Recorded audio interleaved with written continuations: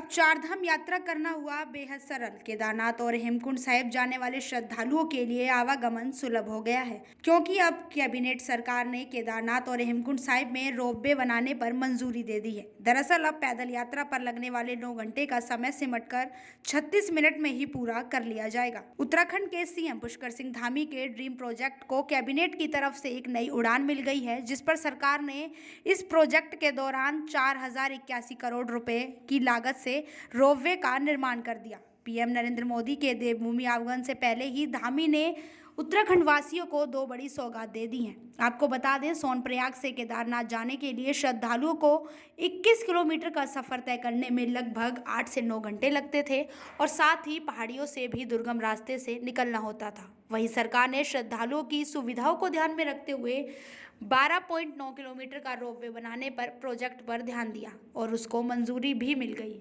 वहीं लंबी दूरी का समय लगभग 36 मिनट में ही कवर कर लिया जाएगा। वहीं दूसरी ओर केंद्रीय मंत्री अश्विनी वैष्णव ने धामी सरकार के इस ड्रीम प्रोजेक्ट को पूरा करने के लिए यात्रियों को बड़ी राहत दे दी है। पीएम की अध्यक्षता में मंत्रिमंडल की बैठक हुई, जिसमें कुछ अहम फैसले भी लिए गए और राष्ट्रीय रोपवे विकास कार्यक्रम और पर्वतमाला परियोजनाओं जैसी खास परियोजनाओं को मंजूरी मिल गई। गोविंद घाट से हेमकुंड की ओर जाने के लिए रोपवे बनाने को मंजूरी कैबिनेट बैठक में दी गई। इस प्रोजेक्ट में 2730 करोड़ की लागत से इस प्रोजेक्ट को पूरा किया गया। जहां हेमकुंड जाने के लिए 10 घंटे का समय लगता था, वहीं यह समय सिमट कर अब 1 घंटे का हो जाएगा। चलिए आपको बताते हैं कि इस रोपवे की क्षमता कितनी है। दरअसल इस रोपवे के माध्यम से हर घंटे 1800 यात्री एक दिन में आ जा सकते हैं।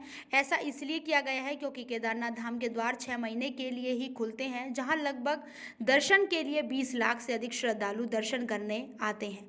यात्रियों की सुविधाओं को ध्यान में रखते हुए सरकार द्वारा इस प्रोजेक्ट को मंजूरी दे दी गई है। वहीं मोदी सरकार इस प्रोजेक्ट के बाद भी कई धार्मिक स्थानों पर रोपवे बनाने की तैयारी में लगी हुई है। वहीं वाराणसी में बाबा विश्वनाथ धाम के दर्शन के लिए पहला शहरी रोपवे बनकर तैयार हो गया है। वहीं बात करें अन्य राज्यों की, तो मोदी सरकार ने सिक्किम में भी बड़ी ऊंचाई वाला रोपवे का उद्घाटन किया है, जो कि हम सभी देशवासियों के लिए काफ़ी सराहनीय है। अब केदारनाथ और हेमकुंड जैसी यात्रा करना श्रद्धालुओं के लिए सुखद हो जाएगा, क्योंकि अब रोपवे के माध्यम से श्रद्धालु कम समय में अपनी सुखद यात्रा कर सकेंगे।